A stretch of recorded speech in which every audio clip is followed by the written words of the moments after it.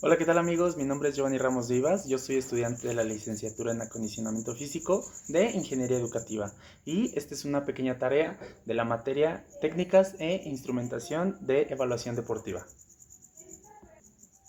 El día de hoy vamos a ver diferentes tests y pruebas de evaluación física y quiero aclarar que no son todas. Hay muchísimas evaluaciones, hay muchísimas pruebas en las que podemos evaluar, a nuestros entrenos, pero el día de hoy solo vamos a ver algunas. Vamos a empezar por el test de Cooper. El test de Cooper fue desarrollado por Kenneth Cooper en 1968. Este tipo de prueba es una de las más utilizadas para poder determinar el VO2 max y el tipo de la capacidad aeróbica de un entrenamiento. ¿Y a qué me refiero con el VO2 max? El VO2 max es el consumo máximo de oxígeno que nuestro cuerpo recibe durante el entrenamiento. En este test de Cooper, lo que queremos es alcanzar. En este test de Cooper, lo que debemos de hacer es correr a una frecuencia alta durante 12 minutos. La forma más ideal y correcta de hacerlo es en una pista de atletismo que mide aproximadamente 600 metros, aproximadamente 400 o 600 metros, no recuerdo muy bien, pero ahí es donde podemos realizar este test. Les repito, es durante 12 minutos, debemos de utilizar una frecuencia, una intensidad alta y mantenerla durante los 12 minutos. Hace un par de meses subí un video donde realicé este test y la verdad mis resultados fueron pésimos. Tenía un porcentaje muy bajo, pero he ido entrenando poco a poco y yo sé que si me propongo a hacer el test en la actualidad, mis resultados van a mejorar. Es importante mencionar que debemos de realizar un calentamiento correcto de 10 a 15 minutos antes de realizar tu test, principalmente para evitar lesiones. ¿Qué es lo que vamos a tomar en cuenta al realizar nuestro test? Debemos de anotar la distancia que recorremos y la frecuencia cardíaca con la que terminamos. Existe una forma con la que podemos determinar nuestro VO2 max, que es la distancia que recorrimos en esos 12 minutos menos 504.9 entre 44.73, donde la distancia que recorrimos es la que vamos a ocupar en esos 12 minutos, ¿no?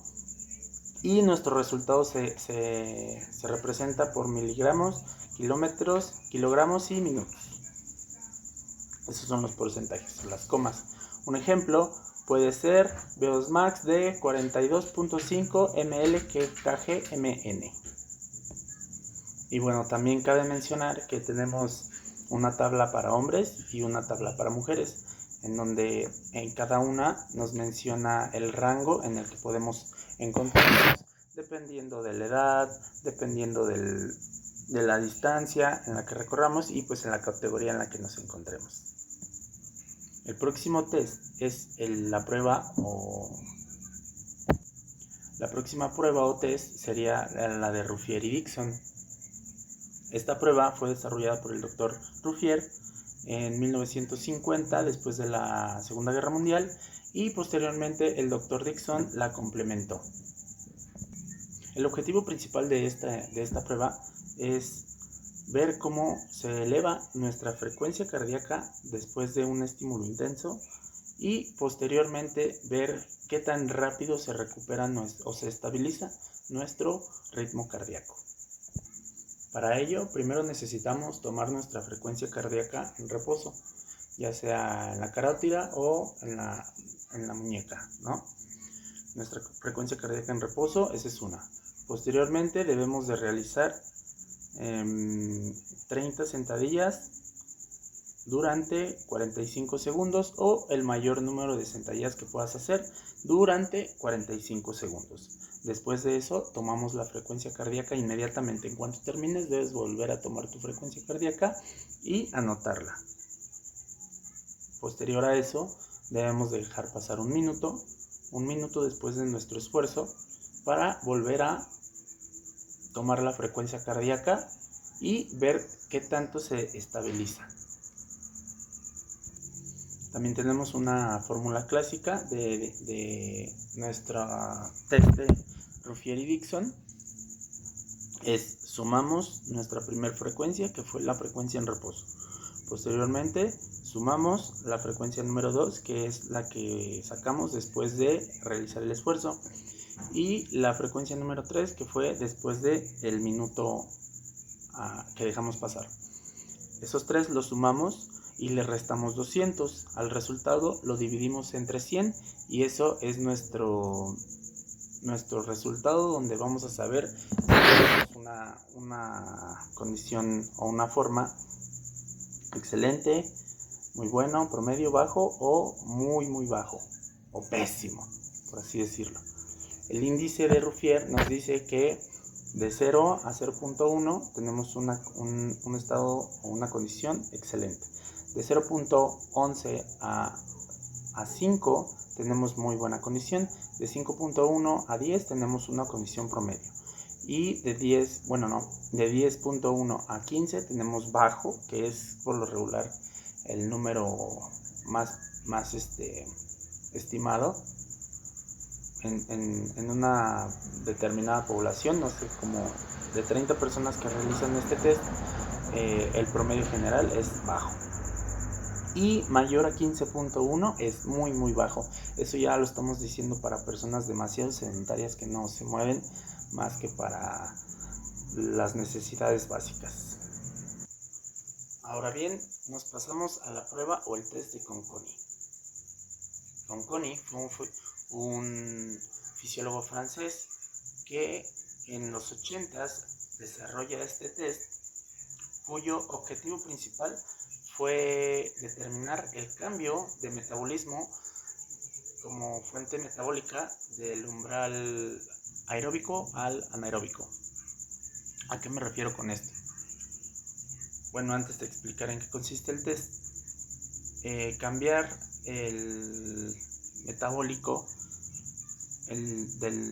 cambiar de nuestro proceso metabólico aeróbico al anaeróbico es cambiar de lo intenso a lo tranqui o algo más regular. ¿A qué me refiero? Yo al realizar el test de Conconi voy elevando mi frecuencia cardíaca, mi intensidad en una pista. Esto se realiza hasta el fallo muscular, hasta que ya no puedas más. Entonces vas elevando poquito a poquito la intensidad, unos 0.5 por cada minuto o por cada 5 minutos. Entonces nuestra frecuencia cardíaca está muy disparada. Ahí estamos en nuestro proceso metabólico aeróbico. Mientras más vas subiendo la intensidad, nosotros seguimos en el aeróbico. Pero cuando hay una curvatura, cuando tu frecuencia cardíaca, digamos, ya no se está disparando tan rápido, ya no está elevándose y se mantiene a un cierto ritmo, a eso se le llama umbral anaeróbico. A eso se refiere Conconi, cuando quiere detectar el punto en el que cambia nuestro umbral aeróbico al anaeróbico. Este tipo de test se realiza principalmente en corredores o ciclistas. Bueno, como ya lo había mencionado anteriormente, en el test de Cooper debemos de realizar un calentamiento adecuado de 10 a 15 minutos. Posteriormente tenemos que comenzar a una velocidad cómoda, donde tú te sientas cómodo, e ir incrementando la velocidad cada cierto tiempo. Por ejemplo, si vas en los primeros 200 metros a una intensidad, después de otros 200 metros o después de un minuto subirle un porcentaje de 0.5 o 5% a tu intensidad. ¿Qué es lo que vamos a registrar aquí? Vamos a registrar la velocidad y vamos a registrar la frecuencia. También es necesario mencionar que necesitamos un pulsómetro o una banda cardíaca. Como les mencionaba, vamos a registrar la velocidad y la frecuencia cardíaca. De un lado tenemos registrado nuestra velocidad, por ejemplo, 8 km por hora, 8.5 km por hora, 9 km por hora, y así hasta llegar a 12 km por hora, por ejemplo. Ir incrementando 0.5. Y de este otro lado vamos a anotar nuestra frecuencia cardíaca. Por decir, iniciamos los primeros minutos o los primeros kilómetros en, no sé, 120. Nuestra frecuencia es 120 y luego sube a 126 y luego a 132 y luego a 135 y luego a 140. Y se va disparando y se va disparando, pero de repente de 100, que me quedé en 140, luego sube a 142, luego a 144, sigo aumentando, pero ya no va muy disparado. De un 120 a un 126 es una distancia considerable, a un 140 y un 142. Ahí es donde entra nuestro umbral anaeróbico. Ahora continuamos con el test del 1RM. No existe como tal un creador del 1RM, pero se consolidó entre los 40s y los 60s. Esto fue gracias a investigadores y entrenadores deportivos. ¿Cuál es el objetivo principal? Conocer y evaluar la fuerza máxima de un entreno. Gracias al 1RM, podemos individualizar rutinas y podemos planificar mejor las cargas de entrenamiento. ¿Dónde podemos realizar este tipo de test? Este tipo de test se nos hace más cómodo poder realizarlos en gimnasios donde tenemos los aparatos y los instrumentos necesarios. ¿Cuáles son los ejercicios donde más se utilizan los test? Es en sentadilla, en peso muerto, en press militar y press de banca. ¿Cómo se realiza? Básicamente consiste en determinar primero el ejercicio. Por ejemplo, sentadilla. Determinamos el ejercicio y nosotros o nuestros entrenos debemos de conocer un peso aproximado en el que podemos realizar una sentadilla. Si podemos realizar 5 sentadillas fácil, entonces ese no es nuestro 1RM. Le aumentamos el peso. Si podemos sacar igual 5 sentadillas, entonces todavía estamos lejos de nuestro 1RM. Le vamos a ir aumentando poco a poco el peso hasta llegar al fallo. Eso sin dejar de mencionar que la técnica es crucial.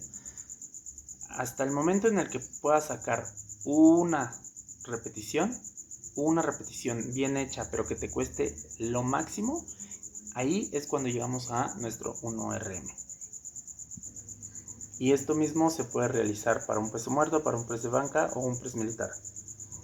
Empezamos con un peso moderado, le vamos aumentando. Si puedo sacar repeticiones sin dificultad o sin que me cueste demasiado, entonces ahí es donde le metemos más peso. Obviamente, para poder realizar este test necesitamos tener un cierto tiempo de reposo, porque ahí es donde entran diferentes opiniones acerca del test, porque si no descansas, entonces ahí ya afecta mucho a tu rendimiento. Ahora bien, pasamos al test Sit and Reach, que significa sentarse y alcanzar. Este test fue inventado por Wells y Dillons en 1952 y se utiliza básicamente para evaluar la flexibilidad de la persona. ¿Cuál es el objetivo principal? Medir la flexibilidad, evaluar la movilidad funcional y monitorear los progresos. Solo necesitamos una caja de Sit and Reach, que es una caja especial para poder hacer esta evaluación, o una regla graduada y una superficie plana donde podamos sentarnos y poder realizar. Para esto, la persona se tiene que sentar en el suelo con las piernas extendidas completamente y que el pie llegue a una superficie plana apoyadas, ¿no? O en la caja.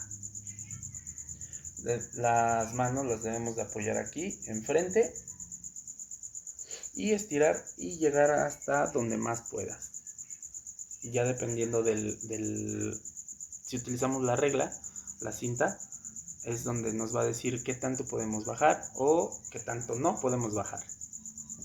Entre mayor alcance tengamos, eso significa que tenemos una mejor flexibilidad, pero si tenemos muy poco alcance, entonces tenemos una rigidez muscular muy elevada. Cabe mencionar que cada resultado es individual y depende mucho del sexo, depende mucho de la edad y también del nivel físico de la persona. Y bueno, para concluir podemos decir que para todas las disciplinas o deportes es muy importante conocer al respecto de los test o pruebas de evaluación física para poder llevar un buen entrenamiento, ya sea personal o personalizado, dirigido a un cliente. Es muy importante saber qué es lo que quiere, principalmente el objetivo del entreno. ¿Cuál es el objetivo? Y en base a eso ponernos a investigar o conocer exactamente con qué evaluación o con qué test podemos empezar. Como licenciados en acondicionamiento físico es crucial, sí o sí, tener las bases de estos tipos de test y estudiar mucho, porque como les mencioné a un principio, existen demasiados test, demasiadas pruebas y es nuestro deber conocer cada una de ellas. Y bueno, esto ha sido todo, amigos. Mi nombre es Giovanni Ramos Vías, les repito, estudiante de la licenciatura en acondicionamiento físico de Ingeniería Educativa, y esto fue Guerreros en Construcción. Nos vemos en la próxima.